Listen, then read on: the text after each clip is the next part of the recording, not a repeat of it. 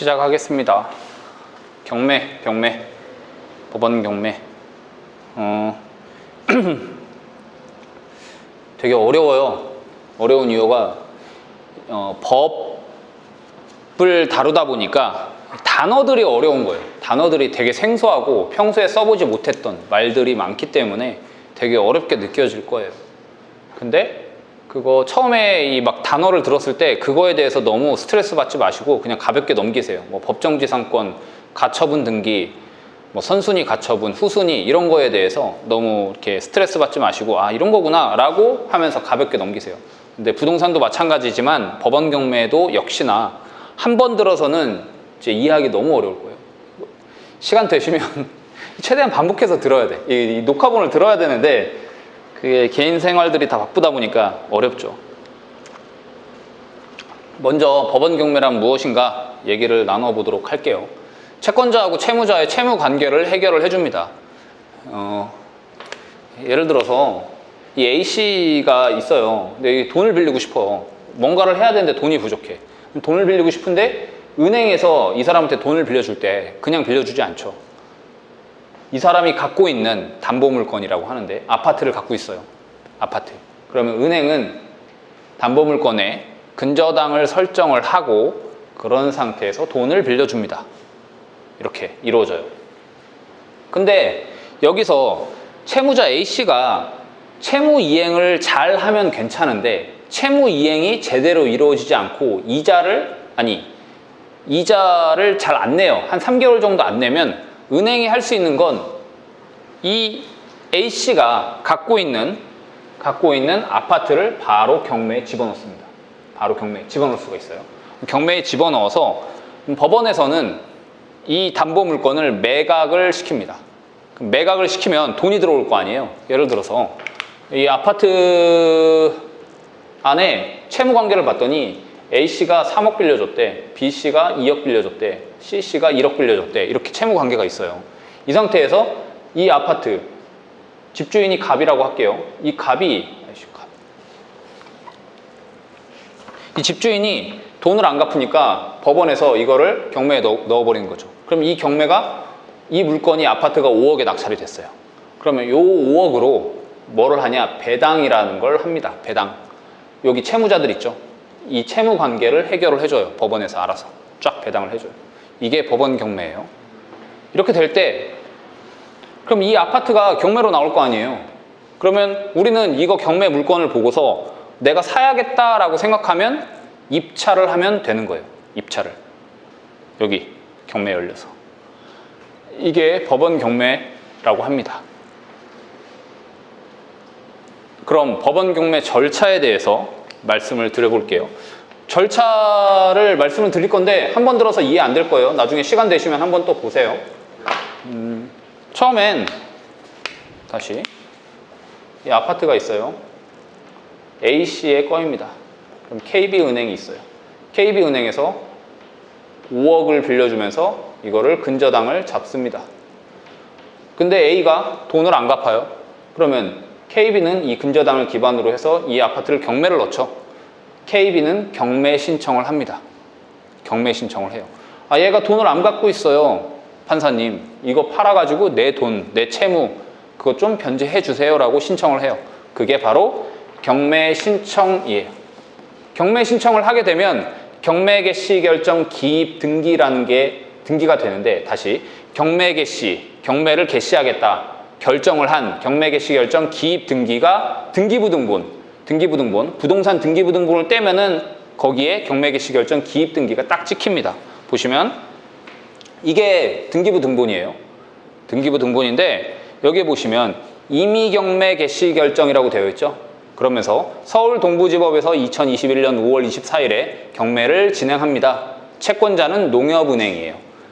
이걸로 미루어 보아 이 건물주는 이 아파트 주인은 채무 관계를 제대로 이행을 안 하다 보니까 농협에서 경매 신청을 해서 경매가 진행되는 건입니다. 이렇게 경매 개시 결정 기입 등기, 경매 신청을 하면 경매 개시 결정 기입 등기가 되는데 최대한 빠르게 경매 개시 결정 기입 등기가 등기부등본에 찍힙니다. 이렇게 최대한 빠르게 하는 이유가 뭘까요? 선의의 피해자를 막기 위해서. 만약에 내가 이거를 여기에다 전세를 들어가려고 그래. 아니면 이걸 살려고 그래. 등기부등본을 딱 떼봤는데 경매개시결정 기입등기가 찍혀 있어. 그러면 이거 아파트 경매 진행 중이네? 라는 걸 알죠? 그러면 이제 위험을 감지를 하고 사지 않다, 전세를 안 들어간다거나 아니면 좀 뭐 이렇게 협의를 할 수가 있겠죠. 선의의 피해자를 막기 위해 경매개시결정 기입등기는 최대한 빠르게 이루어집니다. 이렇게 경매개시결정 기입등기가 찍히고 이 물건은 경매가 진행 중입니다 라고 나오면 배당 요구 결정 공고가 진행됩니다. 배당 요구. 만약에 여기 안에 이 아파트에 세입자가 전세로 2억에 살고 있어요. 그러면 얘는 이 물건이 경매가 진행되는지 압니까? 몰라요. 그냥 살고 있어. 그때 경매가 진행이 되면 배당 요구 결정 공고. 법원에서 여길로 문서가 송달이 됩니다. 이 세입자한테. 그래서 당신 살고 있는 아파트가 경매 진행되고 있으니 네가 전세보증금 얼마에 살고 있는지, 너의 권리가 어떻게 되는지 배당 신청을 언제까지 해라 라고. 배당 신청, 아까 배당해 준다고 했죠? 배당 신청을 언제까지 해라 라고 배당 요구 종기일이 정해집니다. 예를 들어서 2021년에 경매가 진행되고 있어요. 1월 1일에. 그러면 2021년 4월 13일까지 배당 요구 해요 라고 통지서가 날아가요. 그럼 이걸 보고서 여기 살고 있는 세입자는 이거 경매 넘어가고 있네? 나 전세보증금 돌려받아야 되는데? 라고 해서 경매 배당 요구 신청을 하는 겁니다. 이 기일까지 배당 요구 신청 안 하면 배당 못 받아요. 그래서 혹시라도 지금 보증금 살고 있죠? 보증금 얼마죠? 1,000? 근데 전입신고 했어요? 네. 혹시라도 경매가 넘어가게 되면 배당 요구 신청을 하셔야 돼요. 1,000만 원 돌려받아야지. 어쨌든 배당 요구 결정 공고가 딱 정해진 다음에 법원에서 하는 절차는 현황조사 명령을 내립니다. 현황조사. 현재 활용되고 있는 현황조사. 집행관을 보내요. 그렇게 되면 집행관이 현장으로 가요.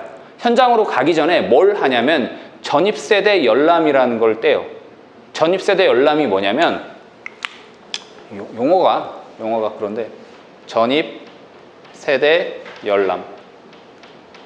말 그대로 전입신고가 되어 있는지 어느 세대가 살고 있는지 열람하는 거예요. 그래서 이 아파트가 경매로 넘어갔어. 그리고 B가 여기서 전세 2억에 살고 있어요. 이걸로 미루어 보아 여기 전입신고는 누가 돼 있어요? B가 돼 있죠. 그러면 집행관은 가서 전입세대 열람을 떼요. 그러면 B가 살고 있다고 찍혀 있어야 정상이겠죠. B가 살고 있어. 그리고 현장으로 갑니다. 집행관이. 현장으로 가서 벨을 눌러요. 벨을 누르면 아무 응답이 없거나 부재 중일 경우, 아니면 B가 살고 있으면 B가 나오거나, 아니면 소유자 A가 살고 있거나 이럴 수가 있겠죠. 그러면 만약에 B가 나왔어요. 벨을 눌렀는데 B가 나와서 무슨 일로 오셨어요? 지금 당신 살고 있는 집이 경매로 넘어갔습니다. 이렇게 얘기를 하죠. 당신은 그러면 무슨 권리로 살고 있습니까? 그럼 B는 뭐라고 하겠어요? 저 여기서 지금 전세보증금 내고서 살고 있는데요. 그럼 전입신고는 언제 하셨어요? 몇 월 며칠에 했어요. 그리고 뭐라고 해야 될까? 계약서 전세보증금은 얼마에 살고 있나요? 2억에 살고 있어요. 이런 식으로 물어보겠죠. 근데 딱 갔는데 아빠가 없고 꼬맹이 혼자 있어. 그러면 꼬맹이한테 물어보겠죠. 누구냐? 그러면 누구니 너? 지금 우리 아빠 집인데요. 그래 너네 아버지는 어떻게 알고 있어요? 물어보죠. 그런 것들을 다 물어보고 그걸 매각물건 명세서라고 하는데 거기다가 집행관이 적어요. 현황을 파악하기 위해서 집행관이 나갑니다. 이게 현황조사. 그리고 2주 뒤에 감정평가 명령을 내립니다. 감정평가라는 건 이 아파트를 경매 넘길 거잖아요. 그럼 이 아파트에 얼마에 팔 거야? 그걸 파악하기 위해서 감정평가에 의뢰를 합니다. 그럼 감정평가 의뢰를 해가지고 감정평가사가 이거 감정평가를 했더니 5억이래. 그러면 법원에서 결정을 해요. 5억의 경매에 붙일지, 아니면 5억은 좀 과한데 4억 8천의 경매에 붙일지. 대개는 감정가에 경매가 나가요.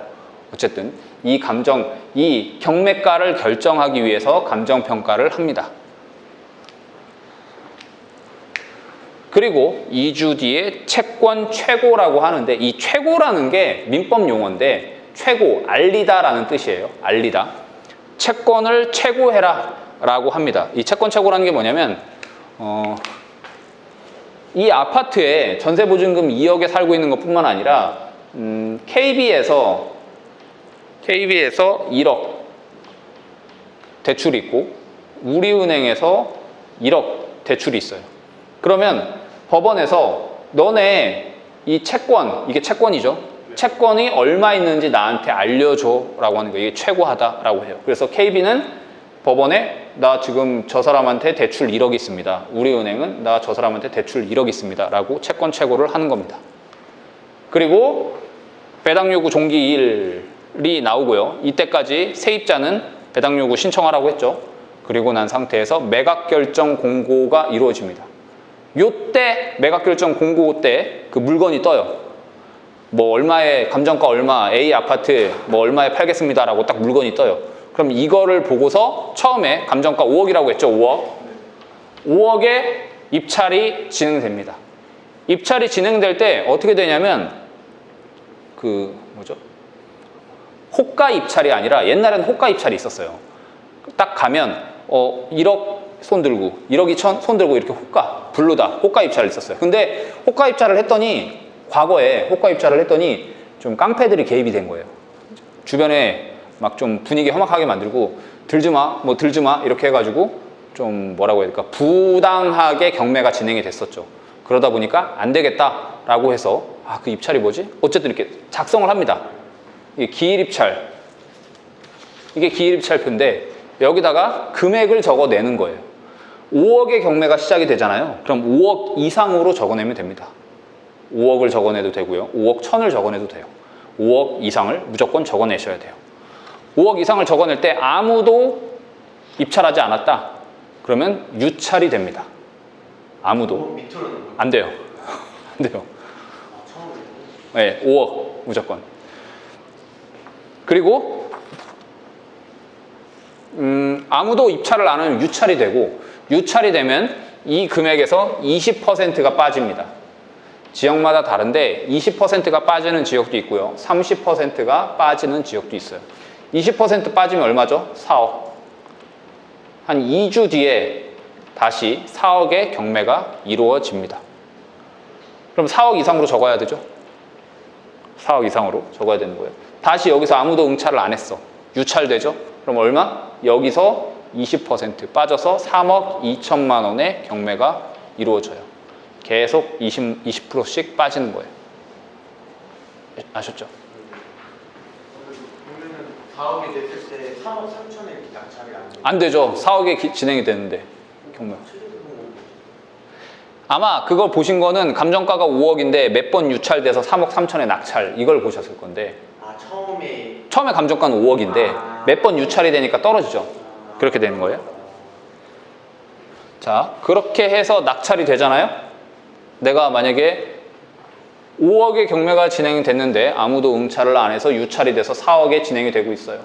그래서 제가 4억 1000을 적었는데 단독 응찰, 나 혼자만 응찰을 한 거예요. 단독 응찰을 해서 4억 1000의 낙찰을 받았어요. 그럼 제가 낙찰이 됐죠. 그렇다고 해서 제가 소유권을 가져오는 건 아니에요. 제 게 아니에요. 그건 아파트가 제 게 아니에요. 낙찰을 받았다 뿐이지. 그때의 저의 지위는 최고가 매수 신고인이 됩니다. 말 그대로 최고가 매수 신고했다라고 하기 때문에 최고가 매수 신고인이 됩니다. 그런 상태에서 일주일 동안에 낙찰 허가 결정, 불허가 결정이 이루어져요. 이게 뭐냐면 낙찰을 허가하겠다, 불허가하겠다라는 결정입니다. 낙찰이 됐어요. 그리고 일주 동안 이거 낙찰을 허가할까, 불허가할까 이거 결정을 합니다. 뭐 불허가 되는 사유가 여러 가지가 있는데 당신이 낙찰을 받았는데 당신의 상태를 알아봤더니 뭐 파산한 사람이야. 그러면 불허가가 나겠죠. 아니면 이거의 이해관계인이야. 이해관계인이라는 건 뭐 이런 거예요. 여기 경매가 진행되잖아요. 이거 감정평가사. 이걸 감정평가한 사람은 이걸 낙찰 못 받으면 안 돼요. 뭐 그런 것들로 허가, 불허가 결정이 이루어져요. 그리고 난 상태에서 또 일주간은 항고 기간을 줍니다. 항고 기간이 뭐냐면 낙찰됐죠. 그럼 여기 소유주가 있을 거 아니에요. 소유자가 이거 지금 경매 진행하면 안 돼요. 저 낙찰된 거 좀 안 됩니다. 라는 식으로 신청하는 거예요. 신청을 했는데 그게 받아들여지면 그 경매가 무산되고요. 받아들여지지 않는다면은 다시 바로 이때부터 낙찰 다음 프로세스, 다음 절차로 진행이 되는데 예전에는 이 불허가 이거 항고를 할 때 그냥 너도 소유자가 일단 시간을 끌고 싶으니까 이거 내 거였는데 되게 애지중지하고 있단 말이에요. 좀 뭐라고 해야 될까? 가족이 그런 정이 담은 아파트야. 이걸 경매로 넘긴다는 건 난 용서할 수가 없어. 그렇기 때문에 일단 항고를 걸어. 그러면 시간을 끌어.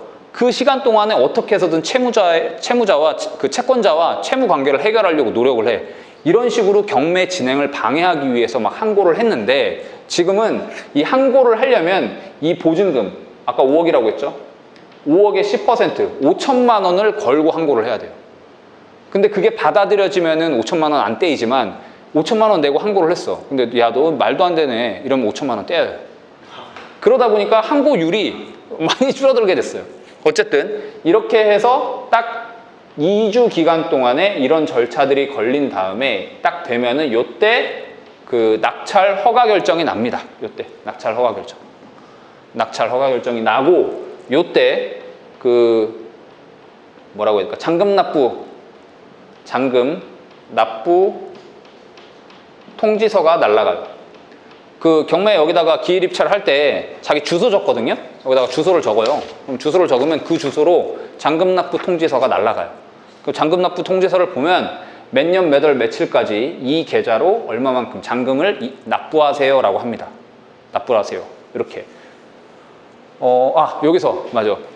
경매 입찰할 때 자, 보증금을 입찰 보증금을 10%를 내셔야 돼요.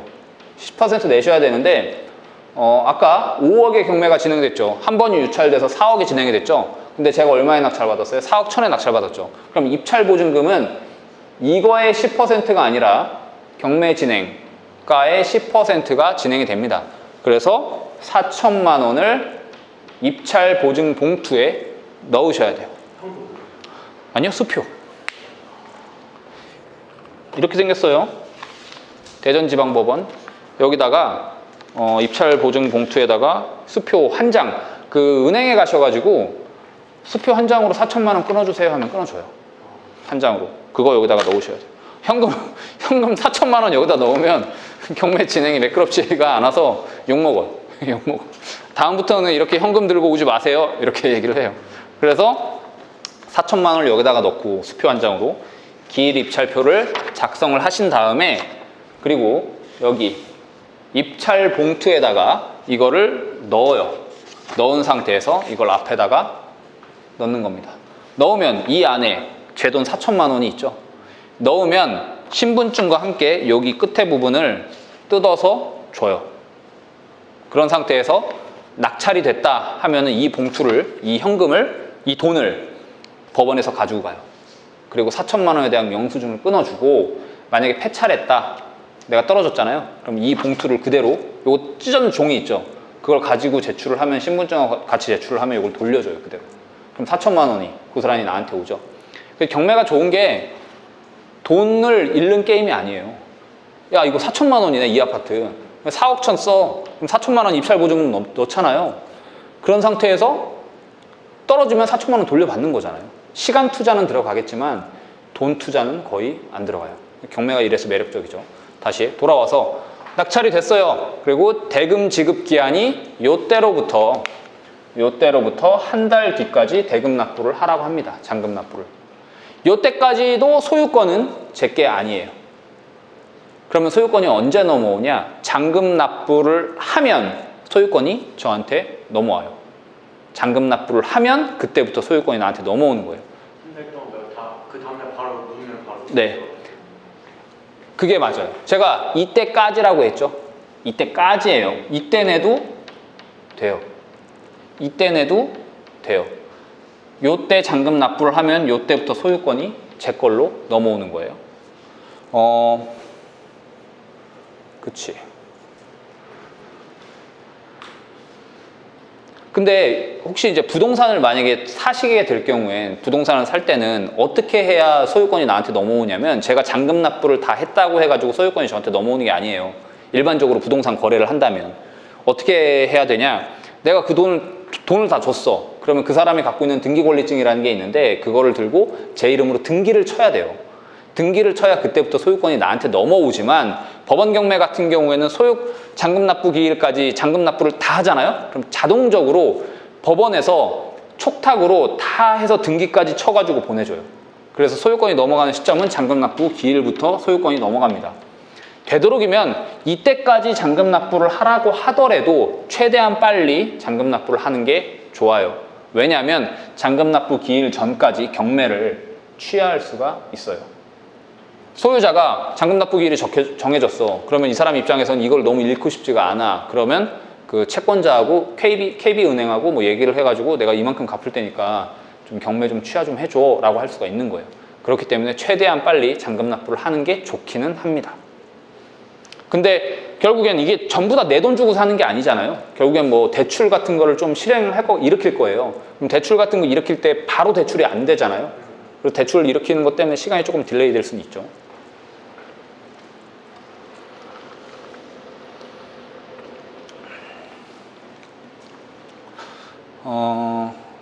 그리고 잔금 납부를 하면은 소유권이 저한테 넘어오고, 잔금 납부를 했어요. 제가 4억 천에 낙찰을 받았죠.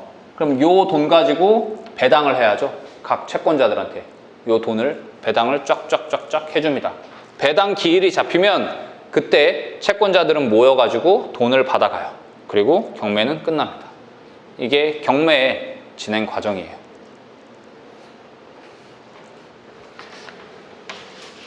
대충 이해는 네. 되세요?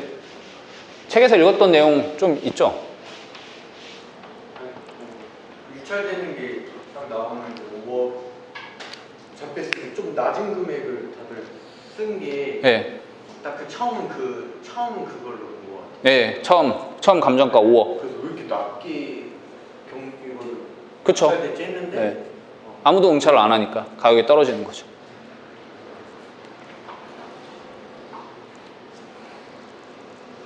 자, 이게 경매 진행되는 건데요. 사건 번호 2020 타경 6369번이라고 나오는데 2020이라는 거는 2020년도에 경매가 진행된 건이다 라는 거를 보여주는 겁니다. 그리고 타경이라는 거는 각 법원 사건마다 뭐 타경, 하, 뭐 이렇게 그런 게 있거든요. 그냥 이게 타경이라고만, 경매는 무조건 타경이에요. 뭐뭐 타경 이렇게 넘어가요. 6369 2020년도에 열린 6369번의 사건 번호다 라고 생각하시면 됩니다. 6369번. 물건을 보면 서울 강남구 삼성동 17번지 삼성동 롯데아파트예요. 대지권은 33.53제곱미터 10평이고요. 건물 면적은 91제곱미터. 요 면적은 전용 면적입니다. 전용 면적 기억하시죠? 부동산에 배운. 공급 면적이 아니라 전용 면적이에요. 그리고 소유자는 여범동씨, 채무자도 여범동씨. 가끔 소유자하고 채무자가 다를 수가 있어요. 설명해 드릴게요. 채권자는 김석환 씨. 김석환 씨가 경매에 신청한 거예요. 채무자하고 소유자하고 다른 경우가 어떤 경우냐면 보증설 때. 예를 들어서 병우 씨가 돈을 빌렸어요. 친구한테 5천만 원을. 5천만 원을 빌렸는데 이 A라는 친구가 5천만 원을 빌려주면서 야, 너 좀 불안한데 나? 이거 좀 근저당 좀 하면 안 될까?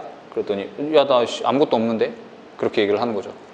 야, 너네 부모님 아파트 한 채 있더만 거기다가 자당 좀 잡자. 이러면 소유자가 누구예요? 아버지. 예. 채무자는 예. 맞아요. 그렇게 되는 거예요. 그럴 경우엔 소유자하고 채무자가 달라질 수가 있겠죠. 저당은 그냥 담보라고 생각합니다. 그렇죠. 담보라고 생각하시면 돼요. 근저당. 쓴다. 네, 보증 쓸 때. 맞아요.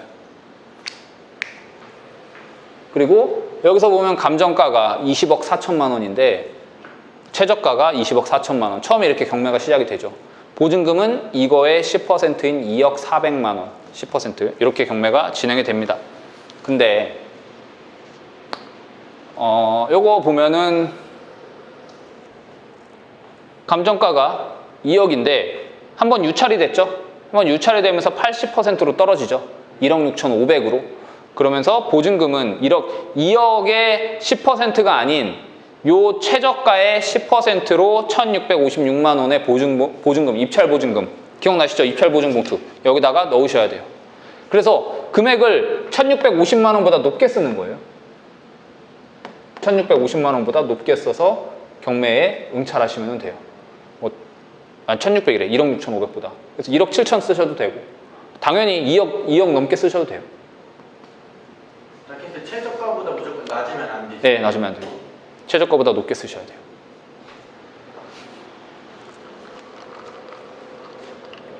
근데 가끔 이렇게 보면 보증금이 10%였잖아요, 그동안. 20%를 하는 경우도 있어요. 이 경우는 뭐냐면 감정가가 1억 5,400입니다. 한번 유찰돼서 1억 2,300으로 떨어졌죠. 1억 2,300으로 떨어졌는데 1억 5,400의 경매가 열렸는데 3명이 응찰을 했습니다. 3명이 응찰을 하면서 3억 1,700에 낙찰이 됐어요. 1억 5,400이었는데 불구하고 3억 1,700에 낙찰이 됐고 이 낙찰자는 미납을 하게 됩니다. 잔금 납부를. 이렇게 미납을 하게 되면은 보증금이 2배로 올라갑니다. 근데 대개는 이거 제가 응찰했던 건데 10명이 입찰했잖아요. 제가 1억 6천 적었거든요. 근데 떨어졌어요. 1억 8천 적어서 낙찰됐는데 이게 뭐냐면 이 아파트 알죠? 아파트 상가. 1층에 있는 아파트 상가였어요. 몇 평이야? 11평. 전 이거 낙찰 받으면 여기다 공인중개사 차리려고 했거든요. 1층이니까. 그래서 들어갔는데 떨어졌지. 떨어져서 최근에 가봤더니 샤시 다 고친 다음에 얼마야? 2천에 100만 원 월세 내놨더라고요. 2,500. 예. 그러면 수익률이 얼마야? 엄청나죠. 100만 원이면 1,200만 원 한 8%, 9% 되네. 1층 상가인데. 어쨌든 다시 돌아와서 이런 경우 보증금을 20% 입찰 보증금에 넣어야 되는 경우가 있는데 이런 경우가 어떤 경우냐? 미납했을 때. 미납했을 때는 보증금을 20%를 냅니다. 일반적으로 사람들이 이렇게 미납하잖아요. 그럼 어떤 생각을 하냐면 어떤 생각할 것 같아요? 시간 끄는 거 아니면 뭔가 문제 있나? 문제 있어서 얘 미납했나? 이런 생각이 조금 들어요. 그래서 이런 거 들어가기를 좀 꺼려 하기도 해요. 근데 대부분은 이거 잔금 마련 못해서 그래요. 다 내기가. 예, 대출도 알아봤겠지. 근데 대출이 많이 안 나오고 기타 등등 해가지고 3억 1,700을 적었는데 이만큼 돈을 다 마련을 못한 거예요. 그래서 잔금을 미납해. 잔금 미납하면 어떻게 돼요? 이거 보증금, 이 사람 보증금 1,540 냈을 거 아니에요? 못 받아요. 예, 못 받아요. 보증금 날려요. 그래서 1억 5,400에 다시 나왔다가 자, 보시면 1억 5,400에 유찰됐잖아요. 근데 그래서 1억 2,300에 진행이 됐잖아요. 근데 낙찰된 금액을 보면 1억 8,500에 낙찰이 됐죠. 그럼 이럴 거였으면 차라리 이때 낙찰 받았으면 되는 거 아니야? 무슨 말인지 이해돼요? 이때 혼자 들어갔으면 단독 응찰이잖아요. 그쵸? 되게 좀 이래요. 어떤 느낌이냐면 100%에 진행이 될 때는 사람들이 잘 안 쳐다보고 있다가 한번 유찰이 되면 이거 싸네? 이거 뭐지? 하면서 사람들이 관심을 갖기 시작해요. 관심을 가지면서 이거 괜찮은 물건이었네? 라고 하면서 100% 넘게 감정가 대비해서 100% 넘게 120% 이렇게 낙찰되는 사례들이 굉장히 많아요. 그렇기 때문에 혹시라도 경매 물건을 찾을 때 신건, 이런 건 신건이라고 그래요. 새로 처음 올라오는 물건을 신건이라고 하거든요. 신건만 잘 뒤져가지고 감정가 100% 됐을 때 이거 감정가가 잘못됐네. 무슨 말인지 이해되실까요? 예를 들어서 감정가가 1억이 나왔어. 근데 주변 알아봤는데 아무리 알아봤는데 1억 5천이네. 이거 1억이 감정가가 너무 싸게 감정이 됐네. 그래서 이거를 내가 단독으로 1억 1천에 낙찰을 받아내는 그런 것도 기술이에요. 근데 1억 1천에 낙찰을 4천 이득이네. 네, 4천 이득이잖아요. 근데 이게 1억짜리가 한번 유찰되면 어떻게 돼요? 8천이 되죠. 8천이 되면 가격이 싸니까 사람들이 이거 뭐야? 하면서 이제 알아보죠. 알아보다 보면 주변에 1억 5천이네. 근데 8천이네? 그래서 야 이씨 안 되겠다 이거. 한 1억 2천에 낙찰 받자. 이렇게 몰리는 경우들이 좀 발생이 돼요.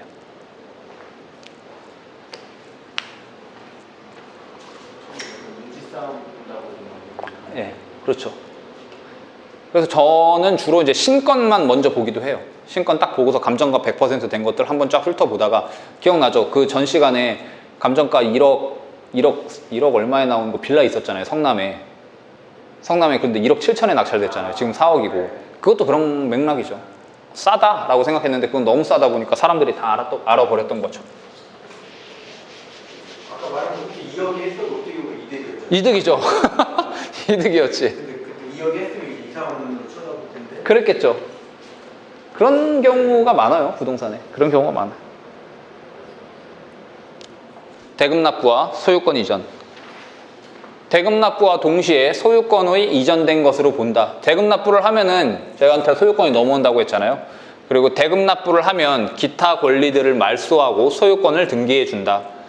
대출을 실행하게 되면 법무사에게 잔금을 보내주면 근저당 설정과 동시에 처리해 준다. 대금 납부를 하면 요게 보시면 소유권 보존 등기가 되면서 소유자 김동영 씨였고 그 밑에 보면 빨간 줄로 막 그어져 있죠. 네. 빨간 줄로 이게 말소됐다는 뜻이에요. 말소라는 게 이게 없어졌다라는 뜻입니다. 그리고 9번 보면은 순위번호 9번 보면은 강제 경매 개시 결정 말소하고 취하되고 어디야? 12번 보면 소유권 이전이라고 나오죠. 네. 소유권 이전 누구한테? 소유자 장준혁 씨한테. 이게 경매로. 예, 임의 경매로 인한 매각이라고 나오죠. 경매로 인해서 장준혁 씨가 낙찰을 받았고 그래서 소유권이 이쪽으로 이전이 되면서 기존에 있었던 것들, 권리들은 빨간 글씨로 다 말소해버리고 소유권이 이전이 돼요. 근데 이게 또 경매로 나왔어. 13번 보면 2016년도 아니다. 이건 안 나오네. 이거 경매로 다시 나온 케이스인데 어쨌든 이렇게 법원에서 낙찰받게 되면은 기타 권리들을 다 말소시켜주고 소유권을 이전을 시켜줍니다. 자, 이제 권리 분석에 대해서 알아볼게요. 권리 분석 중요합니다. 권리 분석. 권리 분석을 하는 이유, 인수되는 권리를 파악하기 위해서입니다. 인수라는 말은 내가 떠안는다라고 생각하시면 돼요. 인수된다. 예를 한번 들어볼게요. 여기 보시면 2021년 1월 1일에 소유권 A씨한테 있었어요. A씨한테 있는 상태에서 2021년 1월 1일에 전세를 B한테 줬습니다. 이 상태에서 B는 대항력이 있고 배당 신청을 안 했어요.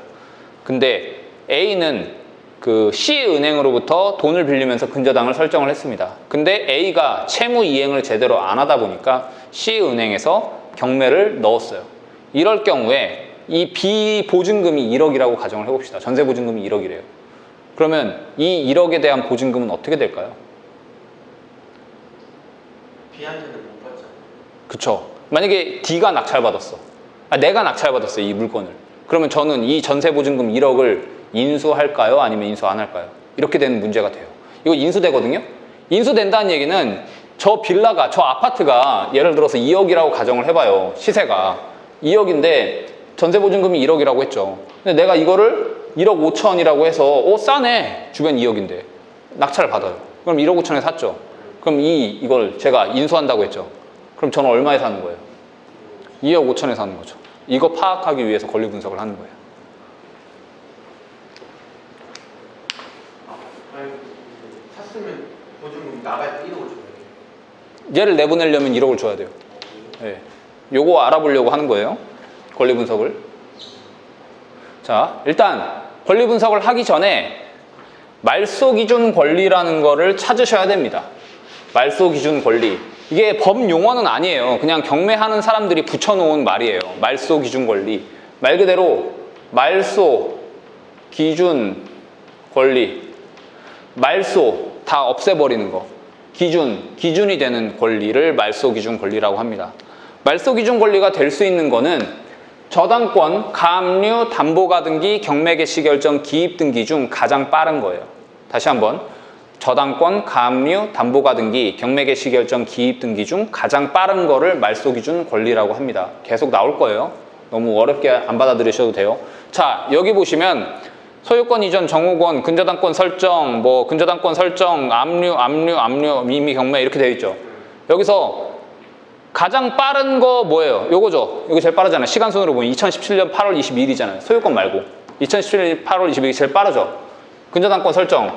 가장 빠른 저당권, 가압류, 담보가등기, 경매 개시 결정, 기입 등기 중에 제일 빠른 게 요거죠. 그럼 이게 말소 기준 권리가 돼요. 이게 말소 기준 권리가 됐죠.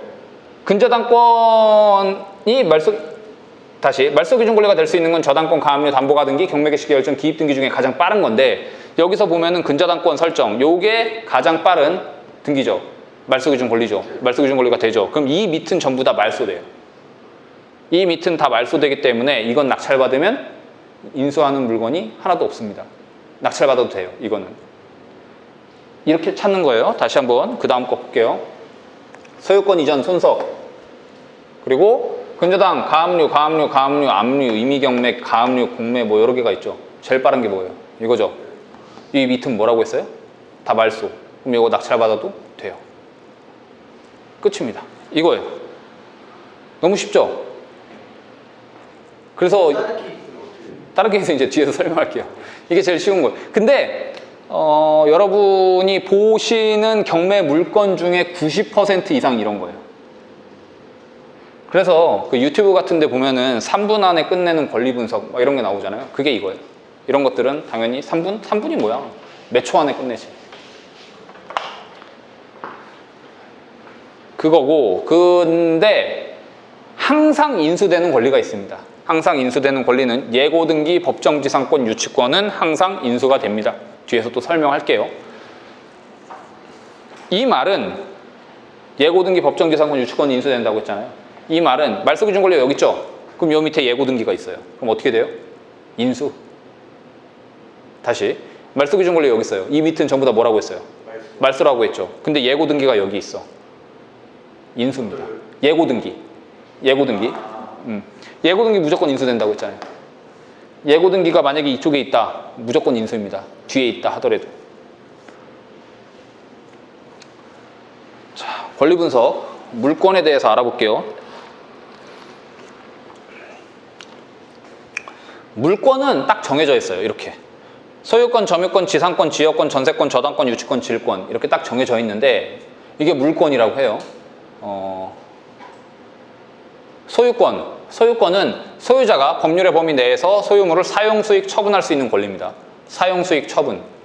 자, 예를 들어서 이 건물이 제 거라고 해요.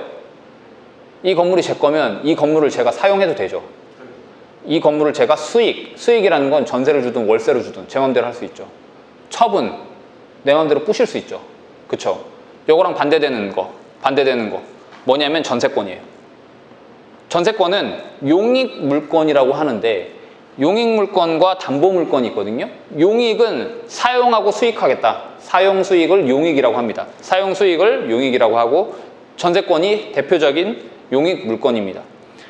전세권인 용익물권은 내가 여기 전세권을 설정해가지고 들어왔어요. 그럼 이게 소유권인 제 소유권입니까? 아니죠. 전 소유권을 가지고 있진 않죠. 전세권만 가지고 있죠. 전세권을 가지고 있을 경우엔 사용 수익하는 권리. 내가 이거를 사용할 수 있죠. 전세권을 설정을 했으니까. 내 마음대로 이거를 수익할 수 있죠. 다른 사람한테 월세를 줘도 되고요. 하지만 뭐가 안 돼요? 처분이 안 되죠. 제가 이거 전세권 설정을 했어요. 제 마음대로 이걸 팔 수 있어요? 제 마음대로 이걸 부실 수 있나요? 못하죠. 그게 용익물권, 전세권. 소유권은 처분까지 가능하고 점유권은 소유권과 관계없이 물건을 사실상 지배하고 있는 지배권. 그러니까 지금 병우 씨가 앉아 계신 그 의자의 소유권은 제 거지만 점유권은 병우 씨가 갖고 있는 거예요. 병우 씨가 거기 앉아 있으니까. 그게 점유권이에요. 그럼 예를 들어서 제가 여기 지금 월세로 살고 있잖아요.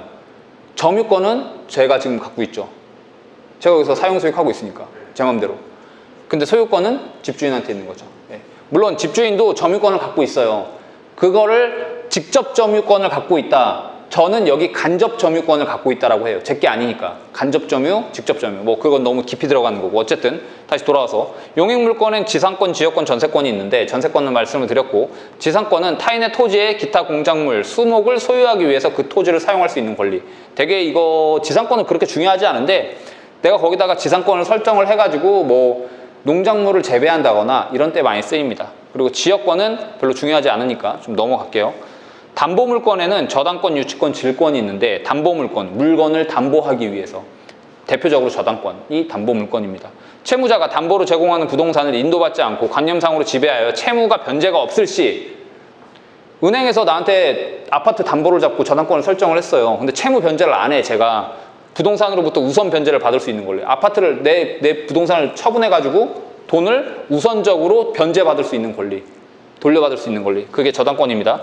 유치권은 타인의 물건을 점유한 자가 그 물건에 관해 생긴 채권을 가지는 경우 채권을 변제받을 때까지 그 물건을 유치할 수 있는 권리. 유치권 대표적으로 전당포.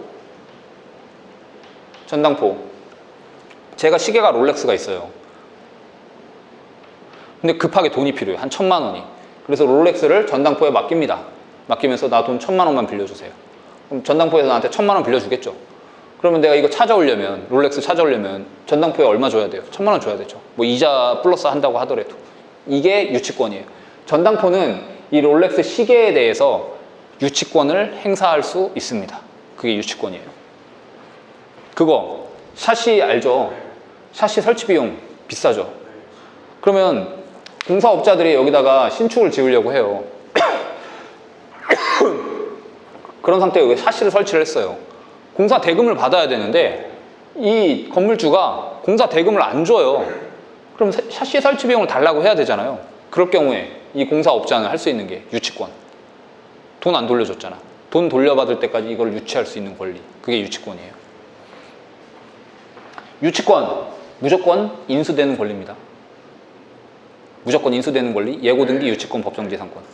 유치권이 있으면 안 좋죠. 근데 반대로 생각하면 유치권이 있으면 사람들이 응찰을 많이 해요, 안 해요? 안 하죠. 그런 거. 유찰이 많이 돼요, 안 돼요? 유찰이 많이 되죠. 그럼 가격이 5억짜리가 막 한 2억까지 떨어질 수 있겠죠. 그때 유치권을 깨서 들어가시면 되잖아요. 그런 데서 수익이 많이 나오죠. 유치권 갚아주고 그 사람도 유치권에 대한 걸 해결해주면 그쵸. 자기께 돼. 그쵸. 그렇게 되는 거죠. 만약에 여기 이 건물이 경매로 나왔는데 5억이래. 근데 유치권 신고가 3억이 돼 있어요. 유치권 신고 3억이 돼 있어. 그러면 정상적으로 생각할 때 2억에 낙찰받아야 이 3억 신고된 거를 유치권 깨려면 어떻게 해요? 3억 돌려줘야 되잖아요. 그럼 2억에 낙찰받아야 되잖아요. 근데 3억까지 떨어졌을 때 유치권 신고자를 만나는 거죠. 만나서 당신 요거 유치권 신고 금액을 봤는데 이거 너무 터무니없이 과한 금액이다. 나도 샤시 해봐서 아는데 이거 3억까지 안 들거든요. 그러니까 한 1억 5천에 쇼부 칩시다. 이렇게 하는 거예요. 왜냐하면 유치권자들도 이렇게 좀 뻥카 치는 애들이 많아요. 그래서 만나서 아이 장난해 1억 5천은 절대 안 돼 이렇게 얘기를 나올 수 있겠죠. 그런데 샤시가 좀 되다가 나머지 아직 공사할 때가 많아. 그러면 그러면 1억 5천에 하고 어차피 나머지 공사를 해야 되잖아요. 제가 맡길 테니까 그쪽에 맡길게요. 1억 5천에 쇼부 칩시다. 이렇게 협상하는 거죠. 경매라는 게 공부를 그렇게 깊게 할 필요가 없어요. 그냥 기본적인 거 공부를 하고 현장에 답이 다 있어요. 현장에 돌아다니면서 유치권자 만나고 세입자 만나고 협상하고 사람 만나고 이게 답이지 공부는 그렇게 중요한 게 아니에요. 기본적인 것만 딱 공부를 해놓고 그 다음에 바로 임장 가고 현장에 뛰어들어야 돼요. 그리고 질권, 돈을 빌려주면서 물건을 질로 잡고 갚지 않을 때는 그 목적물에 대해서 우선 변제 받을 수 있는 거예요. 이 질권이 어디에 많이 설정이 되냐면 전세자금 대출을 받잖아요. 그럼 거기다 질권 설정을 좀 많이 해요. 별로 중요한 건 아니니까. 여기서 중요한 건 저당권, 유치권, 전세권, 소유권 이렇게 중요해요. 물권은 딱 이렇게 정해져 있어요. 8개. 8개가 물권이에요. 그럼 물권에서 저당권하고 근저당권의 차이가 뭐예요? 저당권하고 근저당권. 저당권하고 근저당권 차이가 뭔지 말씀을 드려볼게요. 저당권이 대범위고요. 저당권 안에 근저당권이 속해 있습니다. 저당권 안에 근저당권이 속해 있어요. 저당권 5천만 원. 제가 KB로부터 5천만 원을 빌렸어요. 그리고 KB는 내 아파트에 대해서 저당권 5천만 원을 설정을 합니다. 이렇게 되면 이건 저당권이에요. 저당권 설정을 하면은 만약에 내가 KB한테 500만 원을 갚잖아요. 그러면 저당권 말소 4,500만 원 다시 적어야 돼요. 등기를 다시 쳐야 돼요. 예. 그런 다음에 내가 다시 500만 원 또 갚았어. 그러면 말소 4천만 원 등기를 이렇게 쳐야 돼. 계속 등기를 바꿔줘야 되잖아요. 그럼 얼마나 불편해. 그쵸? 그러다 보니까 근저당권이라는 게 있습니다. 근저당권은 채권 최고액을 설정을 해둬요. 채권 최고액. 현재 채권이 얼마죠? 5천만 원이죠? 채권 최고액. 보통 120%를 설정을 합니다. 120%가 얼마죠? 6천만 원이죠? 채권 최고액 6천만 원을 설정을 하고 이 안에서 매달 원리금을 내잖아요. 원리금이라는 게 원금하고 이자잖아요. 그래서 원리금이잖아요. 원리금. 원금하고 이자를 갚다 보면 원금이 좀 계속 상환이 되죠. 그러다 보면 처음에 5천만 원이었지만 뭐 4,950, 4,900 이런 식으로 점점점 차감이 되잖아요. 이렇게 차감이 되면 굳이 이렇게 번거롭게 등기를 했다 말았다 안 해도 되잖아요. 이게 바로 근저당권이에요. 그래서 근저당권은 120% 근저당권 설정을 하고 그 안에서 채권 금액은 왔다 갔다 합니다. 그래서 여러분이 등기부등본을 딱 떼봤어. 등기부등본을 떼봤는데 채권 최고액이 6천만 원이라고 해서 채권이 무조건 6천만 원이지는 않아요. 그렇기 때문에 법원 경매에서 물건을 경매 진행을 할 때 뭘 하라고 했죠? 채권 최고를 하라고 했죠. 너 채권 최고액 6천만 원은 신고는 돼 있는데 네가 실제로 돈을 받아야 될 게 얼마야? 라고 채권 최고를 하라고 하죠. 그러면 얘는 나 4,500만 원 받으면 돼 라고 법원에 통보를 하는 거죠. 그런 상태에서 경매가 이루어지고 돈이 배당이 될 때 4,500만 원을 받아가는 거예요. 이럴 경우 어떻게 해요? 만약에 6천만 원이야 채권 최고액이. 근데 6천만 원 넘어가게 되면 채권 금액이 7,500이네? 1,500 못 받아요. 그래서 채권 최고액이 넘어가기 전에 대부분 경매를 진행을 하죠. 은행에서는 보통 한 3개월 밀리잖아요? 바로 경매 진행해버려요. 은행에서는. 그래서 저당권하고 근저당권의 차이는 이렇게 됩니다. 물건과 채권에 대해서 말씀을 드려볼게요. 되게 중요합니다. 물건하고 채권. 물권과 채권. 여기 뒤에부터 하고 넘어올게요. 여기 물권과 채권 요거부터 찾으셨어요? 네, 그거 물권과 채권인데 물권은 물건을 배타적으로 지배할 수 있는 권리를 말하고요. 채권은 상대방의 행위를 청구할 수 있는 권리입니다. 타인의 간섭을 배제하여 물권은 누구에게든 주장이 가능하고요. 채권은 제3자에게 자신의 권리를 주장 못합니다. 예를 들어서 채권, 물권은 기억나시죠? 아까 우리 배웠잖아요. 소유권, 점유권, 저당권, 뭐 질권, 유치권 이런 거. 그리고 물권이에요. 그걸 제외한 건 나머지 채권이에요. 예를 들어서 A하고 B하고 있어요. 친구 사이예요. 근데 A가 돈이 필요하대. 그래서 B가 500만 원을 빌려줬어요. 이거는 물권입니까? 채권입니까? 채권입니다. 네, 채권이에요. 채권 500만 원 빌려줬어. 그래서 A가 야, 이거 500만 원 빌려준 건 채권이네. 내 채권 가지고는 좀 성에 안 차니까 좀 너 갖고 있는 아파트에다 근저당을 잡자. 그래? 그러면 나 아파트 하나 갖고 있는데 그래 근저당 600만 원. 이건 뭐예요? 물권이고 이거는 채권입니다. 채권은 상대방의 행위를 청구할 수 있는 권리. 그러니까 B가 500만 원 빌렸잖아요. 그러면 B는 A에게 500만 원을 갚아라 라고 청구할 수 있는 권리입니다. 다시 B는 A에게 500만 원을 갚아라 라고 청구할 수 있는 권리예요. 그리고 하나 또 예를 들어볼게요. A라는 사람이 있어요. 여기에 B, C, D, E, F가 있어요. 1억 다 채권이 갖고 있어요. B, C, D, E 채권을 갖고 있어요. 그래서 갑자기 A가 돈이 1억이 생겼대. B가 알게 됐어요. A를 찾아가요. A를 찾아가서 A, 너 1억 생겼다며. 빨리 나한테 돈 갚아. 라고 합니다. 이 둘 관계는 채권입니까? 물권입니까? 채권이죠. 그쵸? 물권 설정 안 했잖아요. 채권이죠. 상대방의 행위를 청구할 수 있는 권리. B는 A한테 1억 갚아. 라고 청구할 수 있는 권리예요. B가 A에 쫓아가서 1억 있는 거 빨리 나한테 갚아라고 했단 말이에요. 그러면서 A가 알았어 갚을게 돌아가 라고 했어요. B는 그 말을 믿고 돌아갔어요. 돌아간 상태에서 A가 C하고 친해. 그래서 A는 B한테 1억을 안 갚고 A는 C한테 1억을 갚아버립니다. 갚았어요. 그러면 B 입장에서 화딱지가 나죠.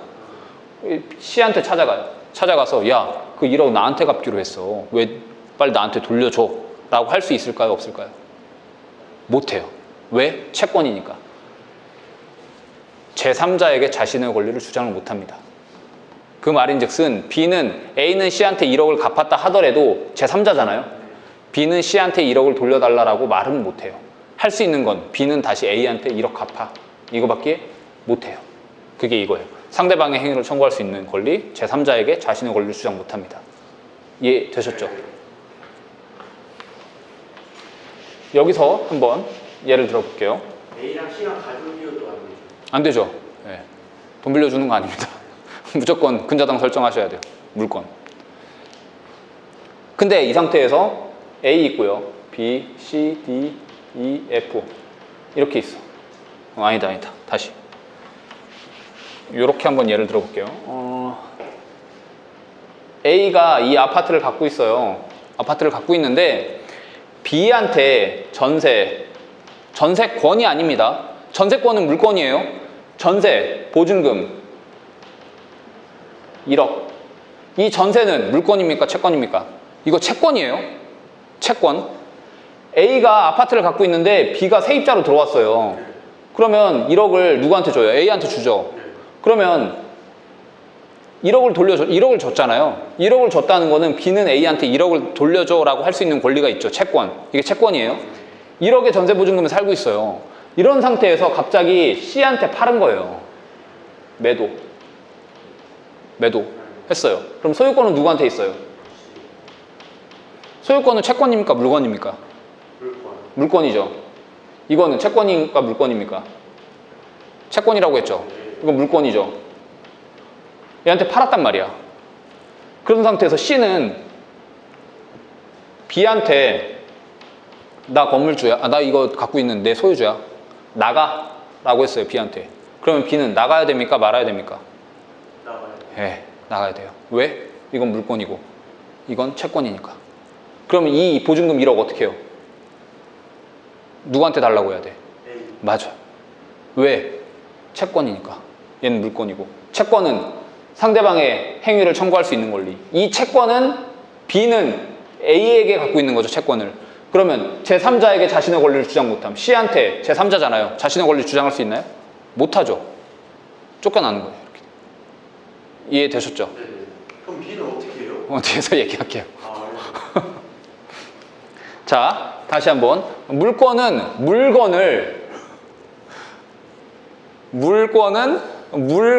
배타적으로 지배할 수 있는 권리를 말해요. 이 물건을 배타적으로 얘한테 지배할 수 있는 권리. 필요 없잖아. 이거 내 거야. 이거 내 건데 네가 왜 간섭해? 이거 내 건데 왜 네가 들어오려고 그래? 하면서 지배할 수 있는 권리. 타인의 간섭을 배제하여 누구에게도 주장 가능합니다. 여기서 얘한테 뭐라고 할 거야? 이거 내 건데, 물건인데, 내 소유권인데. 누가 뭐라고 하든 이거 내 건데, 웃기고 있네? 이렇게 할 수 있죠. 물건과 채권의 차이예요. 자, 다시 이제 앞으로 돌아와서. B가 전세권이 안 돼요? 전세권을 설정할 수 있죠. 전세권을 설정하면 그건 물건이잖아요. 그건 가능해요. 그래, 만약에 여기다가 전세권을 설정했어요. 전세권을 설정했어. 그러면 얘한테 팔았어요. 그럼 얘가 너 나가 하면 얘 나가야 돼요? 말아야 돼요? 안 나가도 되죠. 왜? 물건이니까. 물건 뭐라고 했죠? 타인의 간섭을 배제하여 배타적으로 내가 사용할 수 있는 권리잖아요. 뭔 소리야? 나도 물건인데. 이렇게 되는 거죠. 이해됐죠? 그럼 할 때 전세권을 무조건 설정을 해야 돼요? 그걸 방지하기 위해서 전입신고하고 확정일자라는 게 있어요. 그걸 뒤에서 설명을 할게요. 아니. 다들 그렇게 걱정하시더라고. 그럼 B 어떻게 해요? B 보증금 1억 떼이는데 어떻게 해요? 좀 많이 걱정을 하는데 다 그것 때문에 뭐 법들이 생겨났어요. 주택임대차보호법이라는 특별법이 생겨났어요. 자, 다시 물건하고 채권 얘기를 해드릴게요. 물건은 무조건 채권에 우선한다 라고 합니다. 이 말이 그 뜻이에요. 물건은 무조건 채권에 우선하죠. 물건은 무조건 채권에 우선한다. 단 물건은 시간순에 따라서 배당한다. 물건은 시간순에 따라서 배당합니다. 얘가 전세권 먼저 설정했죠. 그 다음 순서가 어떻게 돼요? 얘 전세권, 그 다음 소유권 얘가 넘어가죠. 다음이 얘잖아요. 시간순위 누가 빨라요? 얘가 빠르죠. 얘가 좀 더 세죠. 그렇게 판단하시면 돼요. 자, 여기 보시면 2020년 1월 1일에 소유권을 가지고 있었습니다. 2021년 2월 1일에 근저당권이 있는데 설정 금액은 채권 최고액은 6,000인데 실제 최고액, 실제 그 배당 신청을 하려면 채권 최고를 하라고 하잖아요. 그 채권 최고액은 6천만 원이지만 실제 받을 금액은 4,500, 5,000이라고 해요. 근데 이게 1억 2천에 낙찰됐다고 합니다. 1억 2천에 낙찰되면 배당해줘야 되잖아요, 돈을. 그쵸? 그럼 배당 순서는 어떻게 되냐? 날짜 순에 따라 배당한다고 했죠? 이게 빠르고 다음이죠? 그러면 먼저 4,500 돌려줘요. 그리고 다시 얘도 4,500 돌려줘요. 그럼 얼마 남아요? 3,000 남죠? 3,000만 원 돌려줘요. 예. 그럼 C는, 얘는 어떻게 돼? 2천만 원 못 받았잖아요. 그 2천만 원에 대해서는 채권으로 바뀝니다. 다시 못 받은 금액 2천만 원에 대해서는 채권으로 바뀌어서 2천만 원 채권을 가지고 이 소유권자 있죠. 얘한테 채권을 통해서 가압류를 건다던가 이렇게 하는 거예요. 자. 그러면 저기 들어가는 소유권은 좀 되게 그러니까 그걸 이렇게 하죠. 분석을 해야 돼. 함부로 돈을 안 빌려주죠. 그래서 그 예를 들어서 아파트 인정 담보 비율 LTV라고 하는데 LTV라고 하는데 지금 투기과열지구 서울 같은 경우 LTV가 얼마예요? 40%죠. 네. 그러면 예를 들어서 5억짜리 집이라고 해봐요. 그럼 대출 얼마 나와요? 5, 4, 20 2억이죠. 그러면 LTV 40%까지 꽉 찼죠. 대출이 그 다음에 은행에서 대출이 나옵니까? 안 나오죠. 왜? 40% 다 찼잖아. 대출을 안 해주죠. 무슨 말인지 이해돼요? 근데 이 이후에 대출을 해주는 사람들은 위험을 무릅쓰고 대출을 해주는 거죠. 위험을 무릅쓴다는 건 만약에 이게 아파트 값이 갑자기 내가 2억을 대출을 해줬어. 그럼 총 대출 금액이 얼마예요? 2억하고 2억. 4억이죠. 근데 이게 경매로 넘어갔어. 경매로 넘어가면서 3억 5천에 낙찰이 됐어. 그러면 얘 먼저 2억 배당 받아가죠. 그럼 얘는 얼마 받아가? 1억 5천 배당 받아가죠. 그럼 5천만 원 손해죠. 이거 대출을 해줄 때 이걸 모르고 있었을까? 알죠. 알지. 대신 얘네는 어떻게 해? 이자를 높게 받아요? 낮게 받아요? 높게 받겠죠. 위험을 무릅쓰고 대출을 해주니까. 이해되셨죠? 그래서 은행 같은 경우에는 되게 안정적으로 대출을 해주려고 해요. 대신 이런 게 이제 대출이 안 나오면 2금융권, 3금융권으로 가는 거죠. 후순위 대출이라고 하는데 후순위 대출 이렇게 일으키려고. 그래서 얘가 2천만 원 못 돌려받았잖아요. 2천만 원 못 돌려받으면 저 아파트 주인이 A라고 합시다. 그러면 2천만 원 못 돌려받았어. C가. 이거는 채권이라고 했죠. 네. 그러면 이 채권을 기반으로 해서 이 A가 갖고 있는 재산을 다 뒤져요. 그러면 아파트가 하나 더 있었네. 알고 보니까. 아파트가 2개 더 있었네. 그럼 여기다가 가압류를 걸죠. 가압류. 가압류를 여기도 걸고 여기도 걸 수가 있어요. 왜? 이거는 채권이니까. 채권은 상대방에게 행위를 청구할 수 있는 권리잖아요. 2천만 원 돌려줘. 상대방 사람에게, A라는 사람에게 걸 수 있는. A라는 사람이 아파트 2개 갖고 있죠. 그럼 여기다 가압류 걸 수 있어요. 이해 되시죠? 네. 이해는 되는데 A라는 사람이 어떻게 보면 잘못한 것 같은 거예요. 누가요? 2천만 원 어떻게 해도 근데 줘야 되잖아요. 2천만 원이요? 네. 어떻게 해서든 줘야 되는데 말했잖아요. 받을 수 있는 방법이 없어. 그냥 뭐 할 수 있겠어요. 채권자가 빚쟁이처럼 맨날 가가지고 빨리 돈 좀 돌려줘. 그 나의 해방일지 보셨어요? 봤어요. 봤죠? 네. 거기서 그 남자친구가 돈을 빌려갔잖아요. 그건 뭐예요? 물건이에요? 채권이에요? 그러면 그 여자 주인공 이름이 뭐였지? 김재인가? 모르겠다. 아무튼 그 여자가 할 수 있는 건 뭐야? 전화해가지고 돈 언제 돌려줄 거야? 이거밖에 할 수 없잖아. 근데 그걸 만약에 걔가 아파트를 갖고 있어. 그 아파트에 근저당을 잡았어. 그러면 그 애가 할 수 있는 건 뭐예요? 그 근저당을 기반으로 해서 경매 넣는 거. 경매 넣어가서 배당 받아가는 거. 이렇게 할 수 있잖아. 근데 채권은 할 수 있는 게 없어요. 채권은 날짜에 상관없이 안분 배당이 됩니다. 이 가압류 채권인데 가압류 4천, 4천, 2천 이렇게 가압류가 걸려져 있어요. 이런 상태에서 5천만 원에 낙찰이 되면 안분 배당 2천, 2천, 1천만 원 5천만 원에 대해서 배당을 해야 되잖아요. 그러니까 시간에 관계없이 물건 같은 경우에는 등기라는 확실한 방법이 있기 때문에 등기부등본에 떼보면 몇 월 며칠에 근저당권 이렇게 설정이 찍히는데 채권이라는 거는 내가 너한테 돈을 빌려줬어.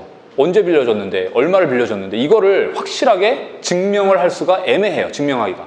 그렇기 때문에 그냥 안분 배당을 해버립니다. 4천, 4천, 2천이니까 2천, 2천, 1천만 원 이런 식으로 안분 배당이 이루어져요. 채권은. 그래서 돈을 빌려주면 무조건 물건으로 설정을 하셔야 됩니다. 자, 물건은 무조건 채권에 우선합니다. 이렇게 소유권, 근저당, 가압류, 근저당, 가압류 돼 있어요. 3억에 낙찰이 됐어요. 배당이 어떻게 될까요? 해보세요. 3억에 낙찰이 되면 배당이 어떻게 될까요? 금액 써져 있는 거예요? 얘 금액이 써져 있잖아. 2억 빌려줬고 1억 빌려줬고 1억 빌려줬고 1억 빌려줬잖아요. 근데 이거는 근저당은 뭐예요? 물건이에요? 채권이에요? 물건. 가압류는요? 채권. 채권, 근저당, 물건이죠. 채권이죠. 그럼 배당이 어떻게 될까요? 근저당 얘한테 얼마 가요? 2억. 그리고 그리고 근저당한테 1억. 오, 맞아요. 그리고 나머지 못 받네. 3억이니까. 그쵸? 근데 만약에 4억이야. 그럼 2억 배당 가죠. 1억 배당 가죠. 1억 남죠. 그럼 1억으로 어떻게 가요? 5천. 그렇게 배당이 돼요. 10분 쉬었다가 이어 나갈게요.